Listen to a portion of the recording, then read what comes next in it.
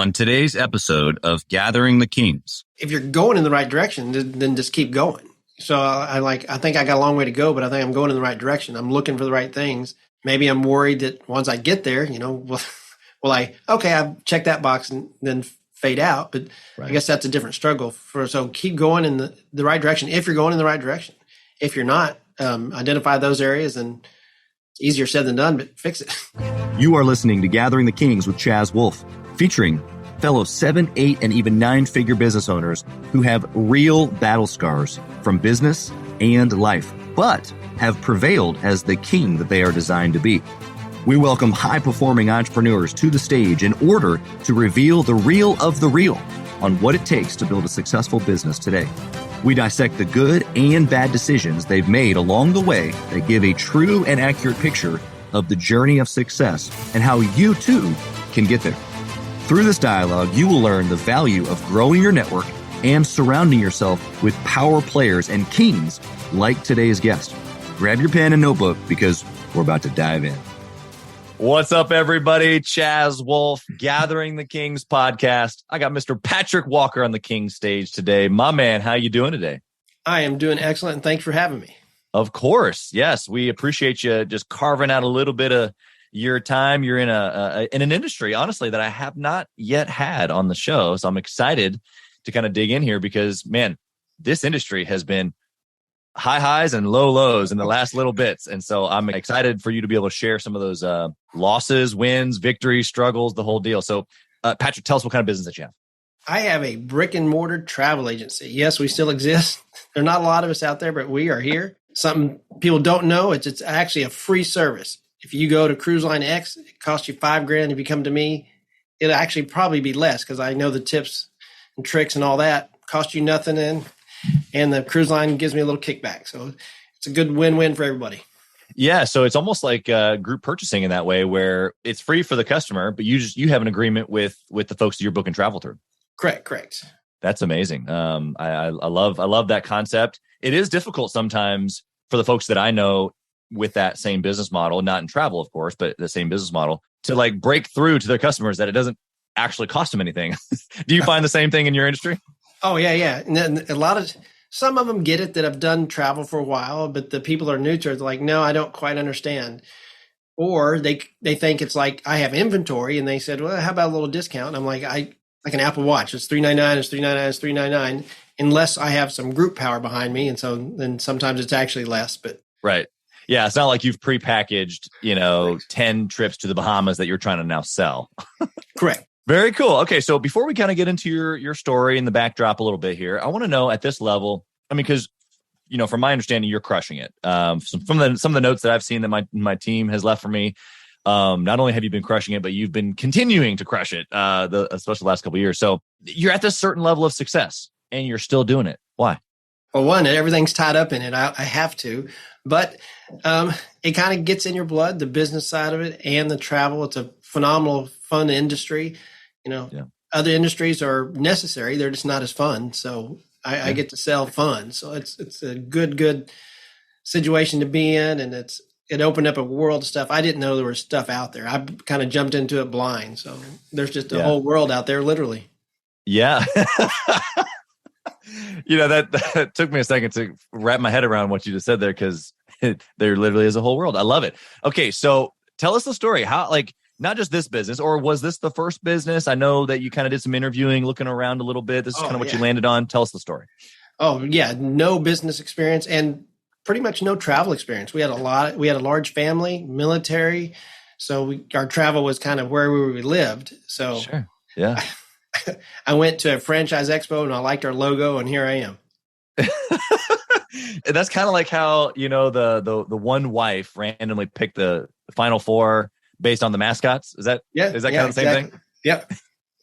So you like the logo, you go over to their booth, you ask for more information, or they call you. How, give us. That's a good question. I walked up to the booth and I'm like, that's a really cool logo. It's a ship compass rose combination. And he's like, yeah, we're a travel agency. I'm like, well, that's dumb. The internet's going to kill you. He said, just because you said that, here, take this. I won't talk to you now. Go home, read it, and then call me back. And so here I am. Wow. Okay. Well, there's obviously a lot that happened, but I want to back up for a half second. You showed up to this event or this like showroom of sorts. It's like what was it? It was actually a virtual expo. You take a little emoji and you walk around, and you turn and look at a booth and you go to the next one. I had some criteria. I didn't want to have to deal with teenagers as far as hiring and firing. The whole avoid conflict thing. So, fast food was probably out. Yep. And I didn't even have to own my own business. It was just one of the things I was looking into.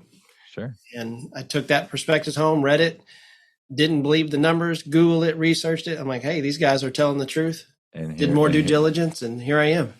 Wow. Okay. So in that moment, I want to go back to that, what you just said there. I would have thought you were showing up to this, franchise event to like, okay, which one am I going to go with? But it sounds like that was an option. But you said I didn't even have to own my own business. Tell us about that. What was going through your brain? Yeah, I'm not that guy that I don't mind working for somebody else. I don't mind making people coffee. But I wanted it. It's always been in the back of my head to own your own business would be kind of cool. So I went there without having to go. And that's probably put me in a better place because then I didn't force the issue. Yeah. And so do you think that's a like how you were raised or personality? Because like entrepreneurialism is obviously very unique. It's not designed for everybody, but you're kind of coming from the other side of the tracks a little bit saying like, hey, I'm crushing it, but maybe I'm not like the traditional entrepreneurial thinker. Yeah, I'm definitely not. My dad was very, very laid back. I am. So I don't know if it's an internal trait or I caught it from him. Man, don't get me wrong. I want to make money. I want to crush it, but I don't have to be the number one in the country. If I'm making good money and the other guy's making more, good for him. Right. Yeah. I kind of take that as like, it's not that you don't want to win, but you know how to take a good loss also, that you know the reality of the situation and how to be strategic in the situation and not be emotional about not being number one if you aren't number one. That's kind of how I take it. I don't know. Right. You want to add anything to that? I don't know, but I do kind of have my eyes set on the top 10 in the country. We're knocking on that door. So I guess I got a little bit in me.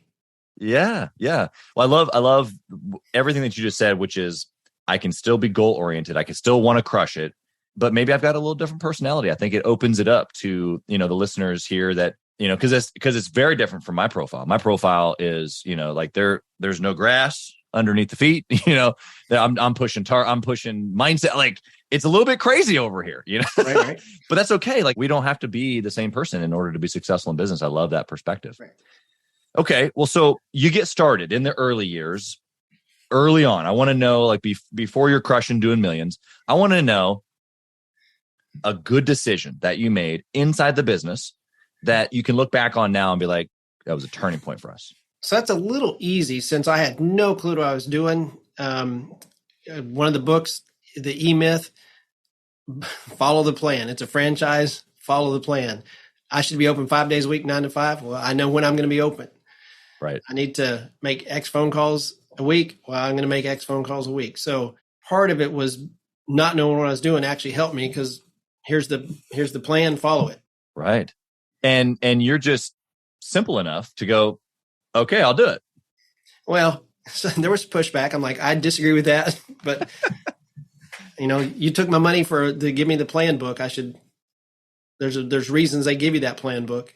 Yeah, that's interesting from a franchise perspective. So we're kind of a little bit out of the, I kind of see this as two things, like, one being coachable, listening, because I that's what I'm hearing you say. You read the E-Myth, which is a fantastic book, and you said, okay, great, I'm just going to do it. Like I'm just coachable. I'm just gonna follow the script. But being a franchise owner myself now, like you, I know that there are moments where I'm like, I don't think that's the best. Totally agree. Talk about that just from an angle of like whether it's frustrating or like you kind of skirt the system sometimes. Like just give us some of the inside of the doing your own thing.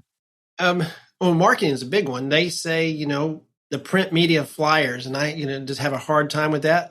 So I kind of did a little bit of both. I didn't quite do the numbers they suggested, and I tried other stuff. Obviously, social media is huge in our industry because travel has pretty pictures, and pretty pictures work well with social media. That's right. And so do you like inside of the organization, are you kind of like an outlier, a little bit of a black sheep in that regard where you're kind of off doing your own thing on social media? Nobody else is doing it? Oh no, it's We always talk. We're always trying. Corporate's always trying to rein us back in and say, go down this path. But they encourage creativity. Yeah. They do a really good job of that. And when you win, they want to know and pass that to everybody else. Yeah, and that's obviously a cool part about having a system or a network, especially if they do allow for some creativity and, trying different things, because sometimes things work, sometimes they don't. Sometimes they need to be taken out back, as Mr. Wonderful says from Shark Tank, and shot, So, okay, I want to, so the idea there, or the good decision, was to just, kind of follow the script. Mm-hmm. Got the book. Anything specific from that script, as we're calling it, or the plan, that really worked for you, that was like, wow, because I listened to this, it really put things in motion for me? No, I mean, kind of the whole package deal. There's not one particular thing that it stands out. And so from the E-Myth, I'm thinking like, you have a mindset, you're building a team, you're kind of putting people in place. You obviously have a pretty large team now.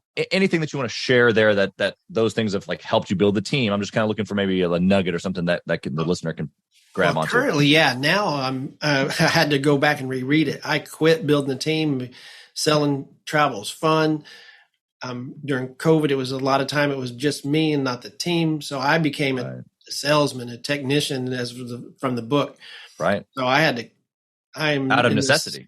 I'm smack dab in the middle of needing to go from a salesman to a business owner. And that's my current fun struggle that I'm going through. Yeah. We call in Gathering the Kings, we call it the warrior to king transition. And it's the same, right? Because the warrior's in the battle every day, got blood on the sword, and the king's so valuable that he's got to sit at a position that we can see, and he can't be in the individual battle. So yeah, I'm writing that down. That's exactly where that I'm not, and I need to be. Yeah. Well, I love the acknowledgement that that you're on this journey. I'd love to know a bad decision that you made somewhere in there. Like, give us the juicy details. Give us a story, Patrick. Come on. Well, my worst decision ever, and this one is not my fault, but I'll throw it out there anyway.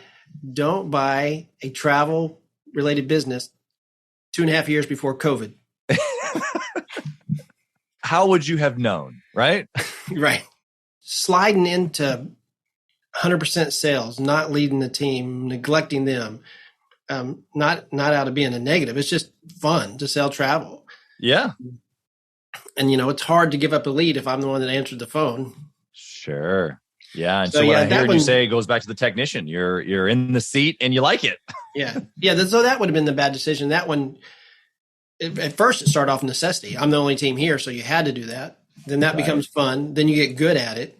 Yep. Then the team slowly builds and you don't realize you're not doing that. So if I would have started building the team and coaching earlier instead of just realizing it in the last year, that would have been I think growth would have been happening faster. Sure. Yeah. And to be specific here, obviously, because there's a lot of listeners, I mean, they're all different types of businesses listening, but right. I think that a lot of entrepreneurs do lend toward people and having conversations, which often then puts them in the seat of a salesperson, whether they know sales or not, or have this history. Especially if you do have a history, then you're automatically go to that seat, And so what I'm hearing you say is that you stayed in the seat too long, mm-hmm. and if you had gotten out of the seat, replaced somebody else.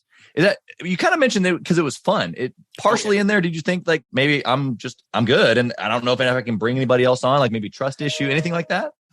No, I did not have that. I've always been willing to bring people on. Okay. Maybe since I liked it, I didn't search for it or push it as hard as I was supposed to. But yeah, if my office door is open and somebody's selling, I can't. I have to go out there and at least listen and then hold my tongue. So it's a challenge still.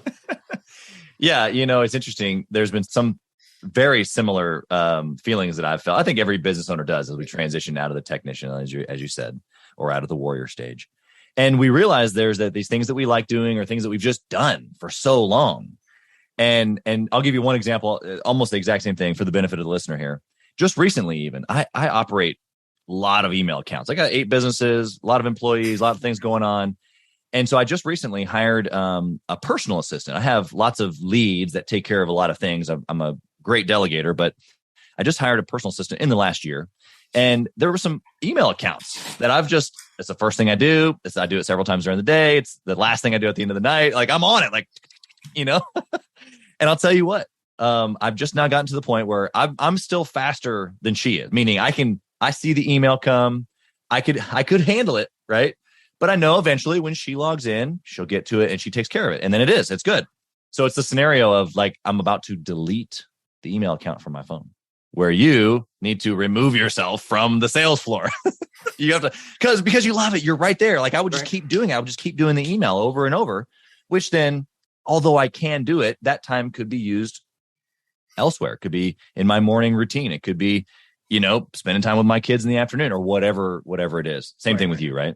But in all seriousness, it's like we have to recognize, not only did you recognize that you were in the seat, but now you're recognizing that you have to physically remove yourself, like physically out of the way, so that they can go do their thing. You got good people on your team? Oh man, it was awesome. Yeah, good team. It was a lot of fun. Okay, I want to know from a team building perspective. You said if I had just built a team earlier, okay, well now you have the team now. What have you learned as you've built this team? Everybody's not the same as me. That's good. Okay, give us a little bit more information there. I just like doing it. I don't need anybody to tell me I did a good job.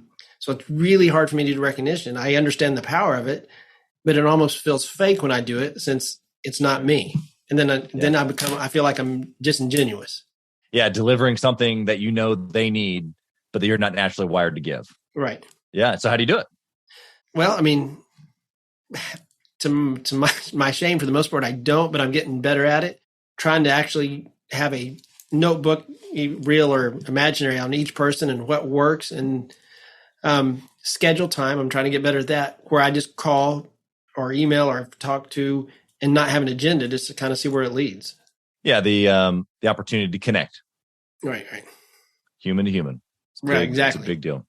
A lot of times in big corporations, it's obviously the difference of working for someone like us in a small business, very fast paced, quick moving, lots of changes. Someone that works in more of a corporate environment, they're a number. They know they're a number. Oh. Everybody knows they're a number. We've all been there if we've worked in that environment, or we at least have heard of it. And so that's kind of like the one advantage we have being smaller, is that we can pay attention to the details, but sometimes those things get lost. I myself is just as guilty. Birthdays and little calls, little texts. Hey, how are things going? Hey, I remember you saying this about your husband's blah, blah, blah. How's that going? All those things matter. What would you say around like the people that you've hired? Obviously travel is a unique space. Like, has it been difficult to hire people? Have you had to convince people that travel's good? Like they had to convince you that travel was good, Well, they're all independent contractors, and this industry kind of gathers people that have been successful in other stuff, and they're leaving the hustle and bustle, but they're not ready to get out of the game. So that's good and bad, because they can work as little or as much as they want. So you're building a team of basically salespeople, but that want to be part of the game, kind of at their level. At their level, and it doesn't attract the hardcore salesman. Right. I joke about solar people. They're good at their job and they're salespeople. And this does not. It gathers people that are passionate about travel. Yeah. What do you think is the struggle in gathering those types of people? Some of them don't need it. They're not using this to pay bills. So they'll like, oh, I'll talk to you later. And then, maybe 2 years before somebody you've been talking to actually joins the team. Yeah. Not a lot of urgency. Yeah. Now there are people that use it for their money, and they come in strong and younger, because a lot of them are older. So those are the ones that are exciting to find, but those are few and far between. And now with the marketplace, even harder, because there's plenty of jobs out there, at least in North Texas. And so, is it a requirement for them to be there in the office, or can they work virtually? Oh, absolutely. They can do either one. No requirements at all, other than answering your emails from your clients. There you go. Yeah. So you've got a nationwide opportunity, really, but you just happen to have a brick and mortar spot. Correct. Yeah. And it's kind of fun. I mean, I use that word a lot in this industry, but sitting around here, sometimes we get half a day's work because we get trapped in our mind at Bora Bora, and we're looking at pictures and seeing how the most price effective way to get us or clients there. So we go down those roads a lot. It's interesting that you took me back. To I'm 17. I'm working at Foot Locker.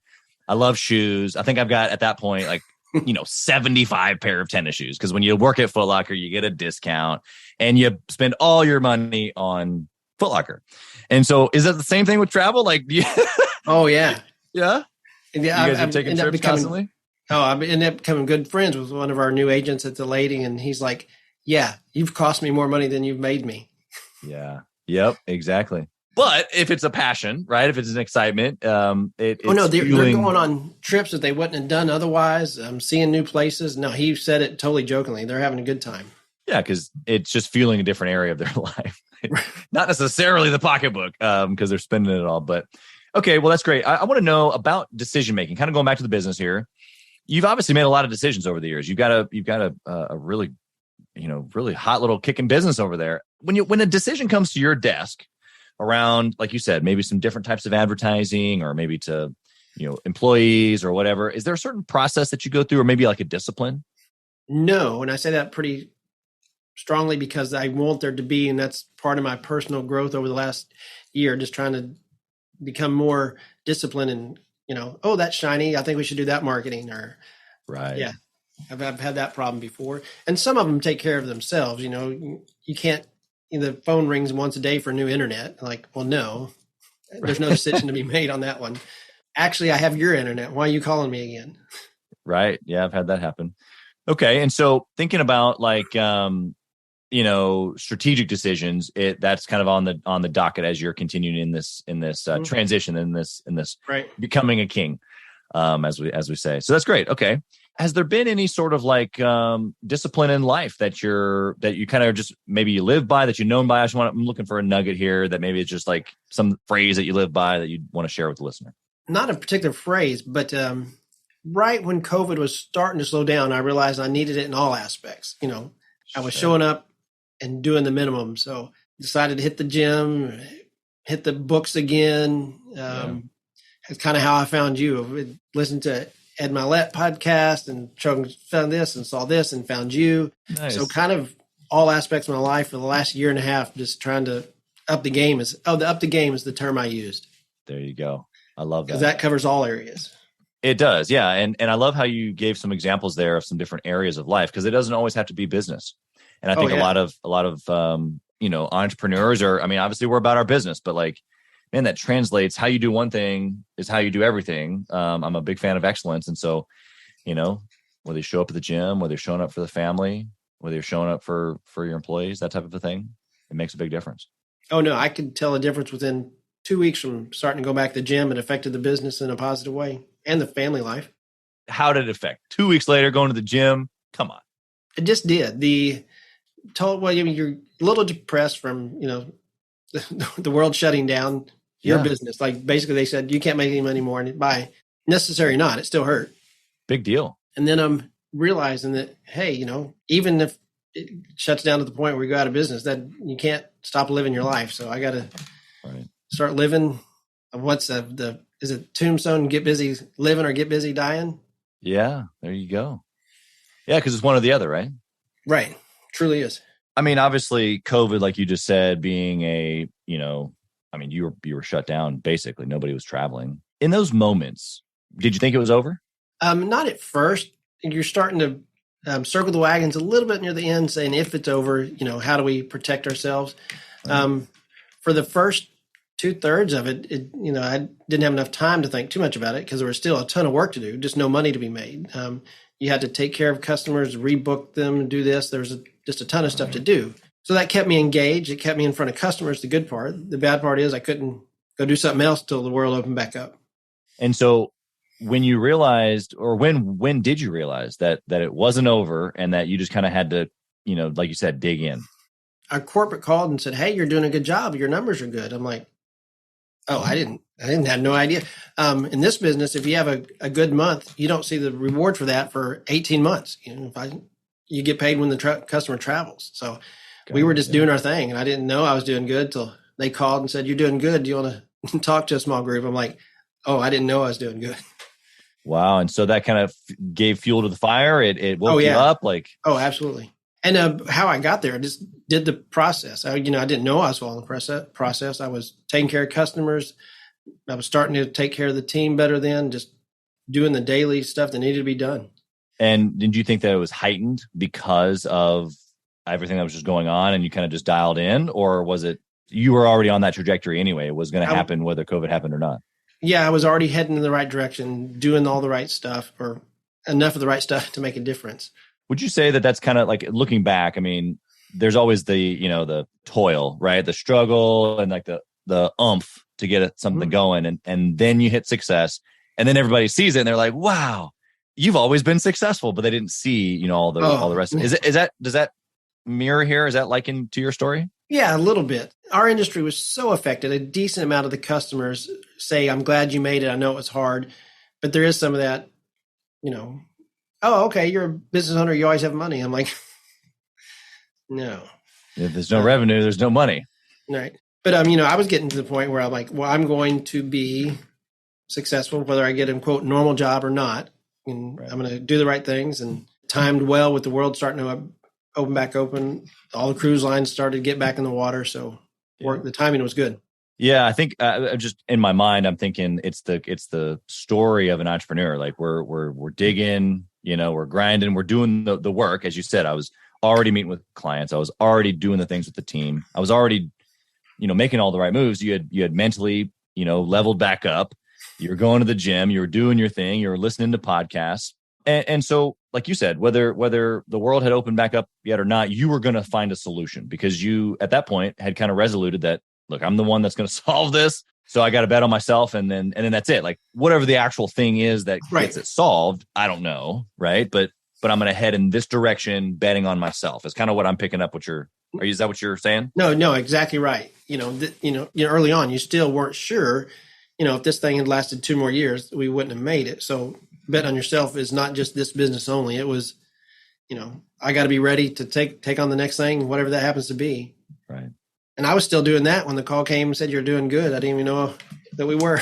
Yeah. And I can only imagine that moment of going, okay, well, all right, well, let's keep going. Like, it's got that shot in the arm and you get a second wind almost, right? Oh no, exactly. So I think that's about when, I went from one podcast to looking for others and ran across yours.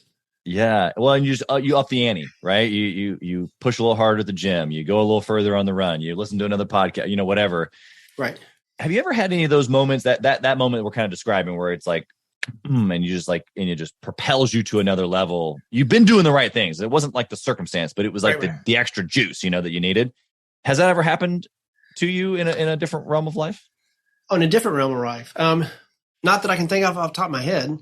I mean, but I've been going through it for the past, 6-8 months. So I'm kind of still in the middle of it, and enjoying the ride. Yeah. And so what are you doing now to keep, adding on? Like, because obviously motivation, inspiration, like those things are great, but they fade, right? Right. How do you keep at it, and how do you keep leveling up? Right now, I'm in the searching for going from a technician to, in your thing, obviously your system might sound like it's a perfect fit. Looking for the podcaster books in that realm, not just motivation, but the technician to owner phase, looking for those books, which I haven't found. This is a fairly new process, wanting to look for that sort of stuff. Yeah. I don't have a business coach. I thought of that. Do I go to a 3-day Tony Robbins thing? Right. I don't know. Yeah. I mean, I think the listener has literally thought all these things. Right. And so the reason why I'm kind of pressing in on this a little bit, it's not to expose that you are just now going through that. It's the fact that because you're literally going through it right now, it's probably a lot like what our listeners are thinking of, and they're thinking, man, I have some things put together, but I really don't have a lot of other things put together. And I need maybe some insight, or maybe it's a coach, or maybe it's that, or maybe it's a seminar, or all these things. And so even though you're still in it, you're a few steps ahead. You've got some massive revenue in comparison to most of these guys that are listening. So you've kind of like pressed into the sales side. That's why you've got the revenue. And now you're kind of forming out the structure of the business. That's why we're talking about these things that we're talking about now. So for the guy that's listening, who maybe, he's still 6 figures, he's doing exactly what you're doing. He just doesn't have maybe as much revenue. What would you encourage him or her to do? If you're going in the right direction, then just keep going. So I think I got a long way to go, but I think I'm going in the right direction. I'm looking for the right things. Maybe I'm worried that once I get there, I've checked that box and then fade out. But I guess that's a different struggle so keep going in the right direction. If you're going in the right direction, if you're not, identify those areas, and it's easier said than done, but fix it. Yeah. I love the answer. I mean, it's just so simple. I think we overcomplicate success. Well, that's a good point. I mean, like the gym was a good example. I'm like, got the lad in the Facebook. We need 8 men over that are 50 that want to up their game. I'm like, okay. And I went there. He's like, do you want to sign up? I'm like, that's it. He said, well, I'm going to yell at you on 3 days a week. I'm like, okay. So here I am. Yeah. And he's been yelling at me ever since. Yeah, I think you're right, man. I think that whether it's the guy yelling at the gym or the business coach or the group or whatever, there's lots of solutions. You know, as you mentioned, obviously gathering the kings, we put a solution out there for folks. And so it's like, whatever you're looking for, you can find it. But if you're not looking, well, that's a good point. Not going to find anything. You know what I mean? Yeah. I was listening to your podcast for a little bit lately and didn't even know about the gathering the kings part, probably because I'm lazy. I just hit play on the podcast and don't read the thing below. Yeah. We don't try to spam people, but you know, the like, I'm a big fan of the person listening hears what they need. Right. And so with that being said, I'm curious to know, I mean, obviously it's been this trajectory, and we'll kind of end with some speed round questions here in a second, but I want to know before we leave off this topic, you've been on the right track and you're like the persistent, just keep going. That was your answer. Just keep going. I love it. For business side, you gave us the gym and you kind of just had to like reset. What if you have someone listening right now who's feeling defeated? They're searching, right? They're listening, but they don't really know what they're looking for maybe, but they're defeated. They're wearing too many hats, like completely overwhelmed. What would you say to that person as far as like, just keep going? How does that sound to them? Well, I certainly have the too many hats going on, and I still do. But I was just doing it. I finally got to where, and actually once I got used to it, it's kind of fun now because they're happy about it. I can give away clients, and I couldn't do that before. Yeah. And so that was one thing that was hard that I can do now. And I enjoy doing it because they get excited, and I get excited because I don't have to be on hold for 4 hours trying to get something fixed for them. Yeah. And I can work on the business. So advice is, if you're heading in the right direction, keep going. Or pick that one hat that you think would be the easiest to get rid of and try to get rid of it. For the listener, I hope that you're paying attention because Patrick has been super vulnerable, really, about his journey. And I think that it's the same story for all of us. It's just a matter of where we are in the journey. And so I think that he's giving you a bunch of really, really good stuff here.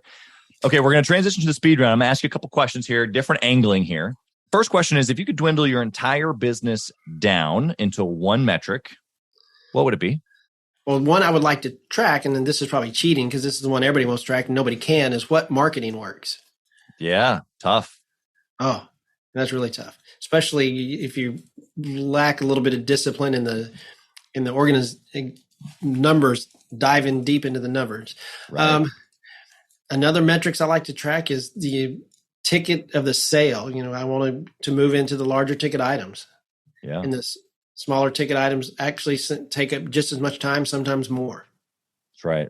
Right. Deal with more clients, potentially more headache for the same amount of revenue as less clients, less headache, potentially even more revenue. Okay. What book? You already mentioned the E-Myth. Is there any other book that specifically you would recommend for a six-figure business owner? The E-Myth, if you read it at the beginning, read it again. Because at the beginning, I just read it because they told me I had to. And now I'm like, oh, that all makes sense. And the second one that kind of helped me, and it was right at the beginning of this new journey, was the Atomic Habits. I enjoyed that. What was your takeaway on that book? Obviously, there's lots, but what was your takeaway? I guess to keep it simple, the Atomic Habits, do the little stuff. Yeah. Do the little stuff. Yeah. Do the little stuff that's associated to who you are, right? Your identity. Right. And is it from that book about, all you got to do is knock one stroke off a golf game and you raise your revenue by $30 million a year if you're a pro? Yeah. I don't remember exactly the number on it, but yeah, like that's obviously, like you said, that's the Atomic Habits. It's focusing on the little thing and then making the small adjustment. One other thing, I don't normally do this with books, but one thing I got from that book, it's a two sides of the same coin, is to make the things that you want to do easy. Oh. And the bad things difficult. You put blocks, make it difficult, remove the Oh, that's good. I got to the write item that from down. your desk, the That things was that in you my want to notes do, and I make it forgot. easy, Yeah. I do remember now that you said that. That was definitely in my takeaways, but I'd forgotten it. That's a good one. Yeah. It's such a powerful book. I remember I listened to it actually. Mm-hmm. And before I was done, I ordered the physical book. And as soon as it hit done, I hit repeat with the book in front of me, doing both, listening and I studied it is really what it was.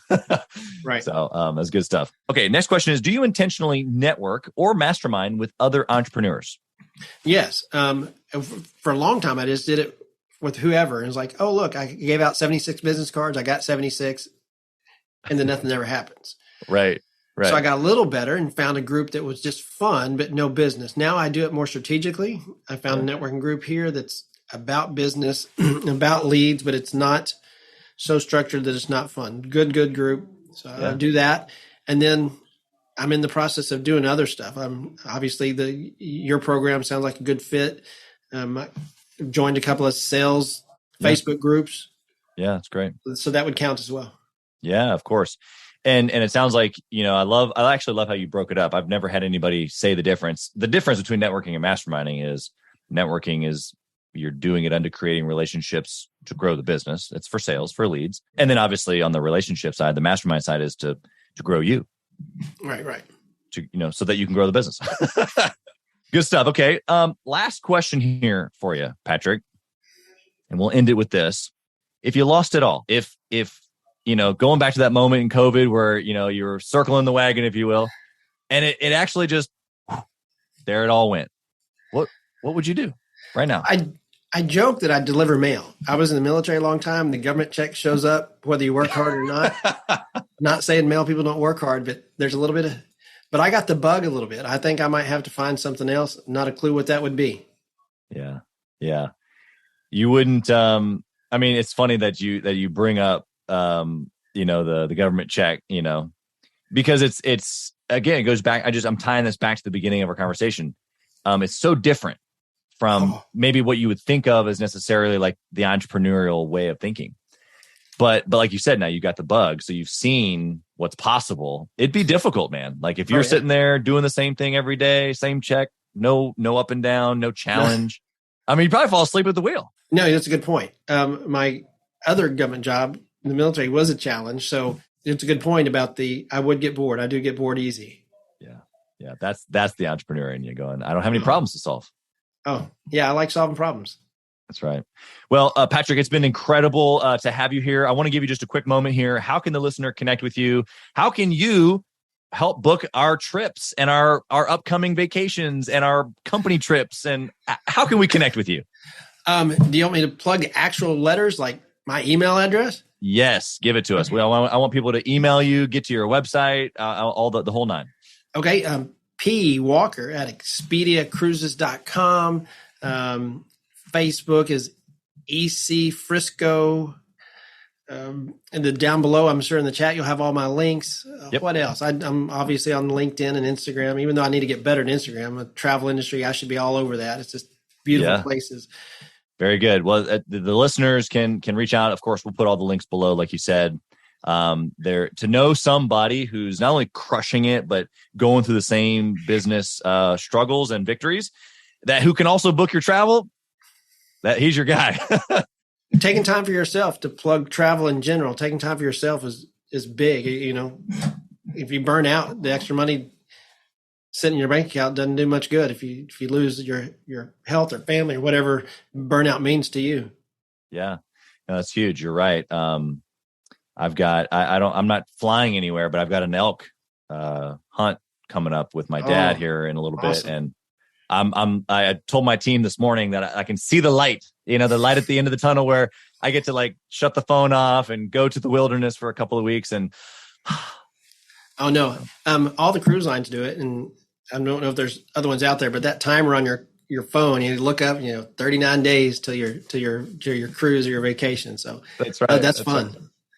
Yeah, I don't know. I think that would, I'd be like, oh no, I only have 39 days left. I got to go fast. I got to get more done, Right. Anyway, Patrick, you've been incredible. We wish you nothing but success and blessing on your business, your family, all that you got your hand to.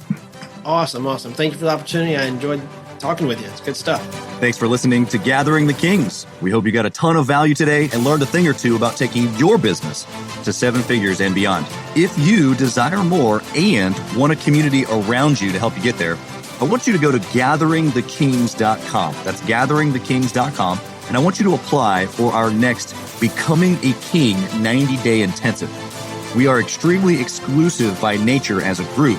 What that means is that we're really wanting only the entrepreneurs who take their business and targets super serious to apply. So if that's you, you think you got what it takes to level up your business, I want you to go to gatheringthekings.com and apply.